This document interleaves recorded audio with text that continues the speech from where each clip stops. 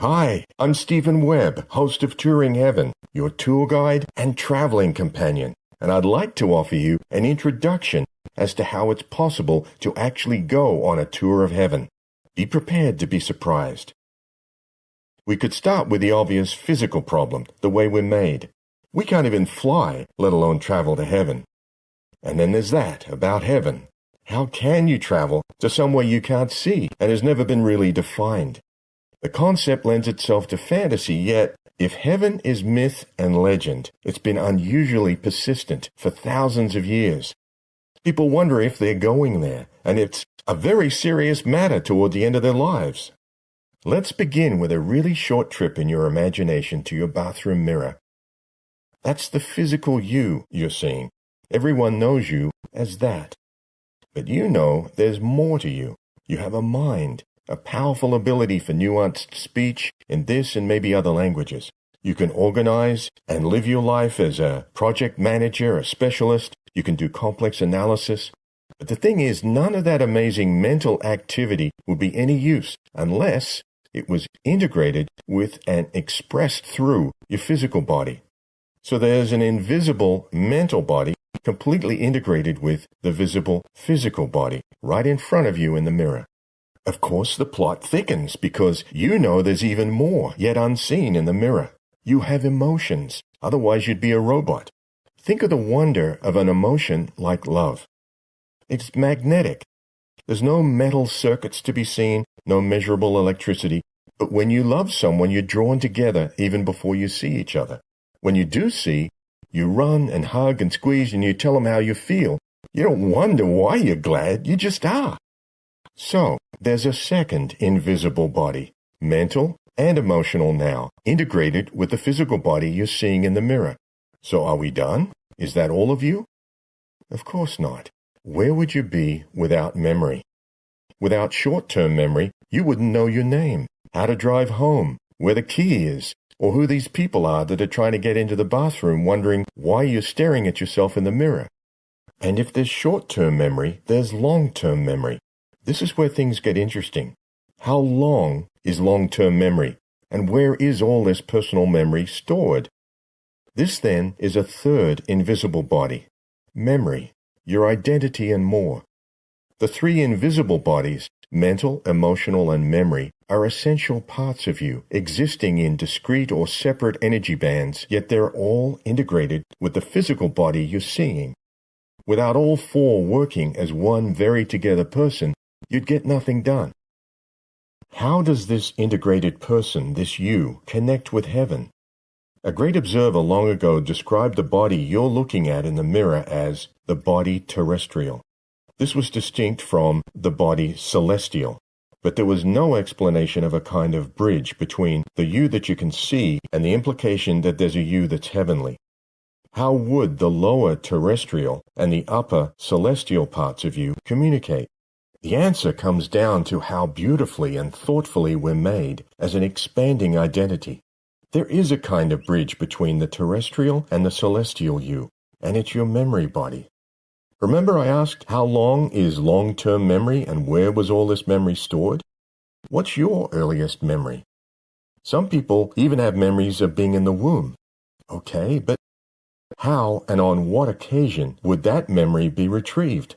Your memory body is far more expansive than you know. Unlike your mental and emotional bodies, it's not expressive in terms of language, feeling, or active motion. It only communicates with you rarely, through intuition, as needed. So why is your really long-term memory so skimpy with communication? Because it, or you, remembers your pre-life planning. Even before your physical body was forming in the womb, it remembers what your soul, the original you, and angelic and celestial beings agreed would be the plan for this life. The plan listed the big things and the little things you'd accomplish, and the people you'd meet in the years of physical life you've been given. Behind the plan was a purpose, to become a unique image and likeness of God. That's the really long-term plan, stored in your memory body. Realistically, I think you'd agree none of us can accomplish a goal that lofty, the creation becoming one with the Creator, in just one physical life of usually less than 100 years, given the usual interruptions and delays. It's the sacred work of many lifetimes.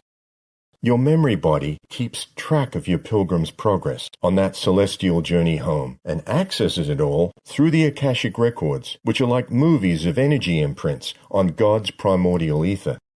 Your Akashic Records are for selective retrieval through intuition only if it's really necessary.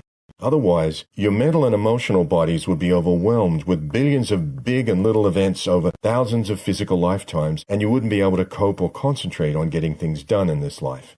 There is wisdom in selective retrieval. So your memory body serves an important purpose, compartmentalizing stored planning, knowledge, understanding, feelings, and actions from long ago that you don't need access to right now.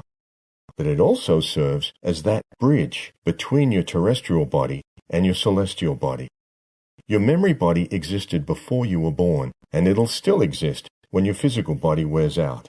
In the meantime, it's the essential vehicle for travel to heaven, while your mental, emotional, and physical bodies are fast asleep at night. Your memory body is made of much faster vibrating energy patterns than even your mental activity, and it has no need for rest.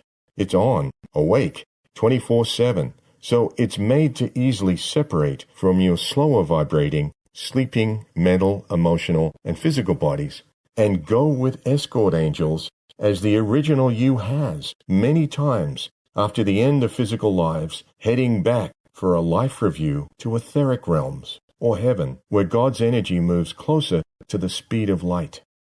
At night, before bed, you consciously ask in prayer to be taken in your etheric or memory body to heaven by holy angels. Will the angels just arrive at your request like that once you're asleep? Actually, yes, even while you're awake. They're made of invisible, very fast vibrating forms of God's light, and they radiate different kinds of divine qualities such as protection. They're your servants, and their reward is to hear you acknowledge them and to put them to work for God's purposes, which is to protect and guide your expanding identity. Don't limit your identity to what you're seeing in the bathroom mirror. If you go outside on a clear night and look up at the twinkling stars, what you're seeing are the spherical, physical bodies of cosmic beings who millions of years ago were once like you. They have memory, emotional, and mental bodies like you, just larger and perfectly balanced. They're now in cosmic service as godparents of solar systems, lovingly preparing the right conditions for and nurturing billions of children of God on planets like ours. They are sons and daughters of God. They express the care of the invisible one God made partially visible in billions of starry forms. Yet even they realize their solar system is just one among billions in this galaxy, and there are billions of galaxies across God's universes, seen and unseen. God, the unseen source of creation, is continuously transcending the seen at the speed of thought.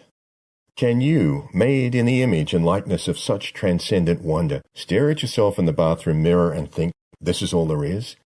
Of course not. You're a future cosmic being, a son or a daughter of God. Being ever practical, though, you're going to consider a step-by-step approach to what's possible now, which is the ability to utilize a God-given aspect of you to bridge your body terrestrial to your body celestial while you sleep at night. You can go to heaven long before this physical body wears out. You can go every night. There are universities of the spirit offering free tuition, a practical step-by-step education on how to unfold your unique blueprint, the particular plan for which God created you. You're made to be an expression of divinity in this life, not just in a far-off cosmic service. And so I'm offering to be your travel companion, to tour heaven with you and explain things as we visit our elder brothers and sisters there. They don't need to live in our slow-moving world anymore. They're graduates from our world, as will be someday. Some call them saints, some call them ascended masters. I think of them as my friends and teachers. I never take them for granted, and I'm always amazed and humbled to be around them. If you'd like to join me on our first tour, an introductory tour, I think you'll be amazed and humbled too, I hope, at how organized, majestic, friendly, and comforting heaven is. We'll start off our first tour in a famous wilderness place you may recognize from tourist photos if you've never been there. There's a reason for beginning our first tour of a University of the Spirit there, either while physically asleep or while you're in meditation. Open episode 1. And after I introduce myself again, prepare to be surprised, comforted, and I hope, inspired. I'm glad to be with you. Let's get going.